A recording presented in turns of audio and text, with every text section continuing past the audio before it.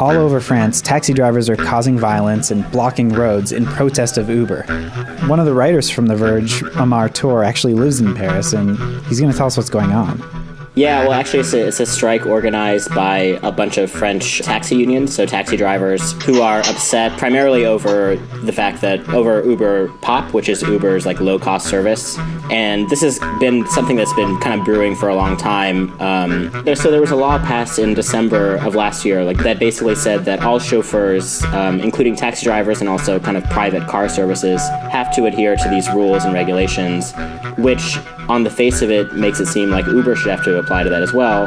And Uber Pop technically still is illegal, but is allowed to exist because Uber kind of appealed the ruling, so they maintain they're a technology company and not a car service or transportation company, so therefore they shouldn't have to adhere to these rules. It's been kind of this gray legal space for a long time, and everything kind of boiled over today. And the taxi drivers are primarily upset because Uber Pop employs kind of amateur drivers or non-professional, non-licensed drivers. They don't have to pay a lot of the licensing fees that typical taxi drivers have to pay, which can be up to like nearly $300,000. For the moment, there's no end in sight. It seems like the government is trying to appease things or appease the taxis by this call to ban Uber Pop, which seems to me like they're hoping that that'll bring things to an end.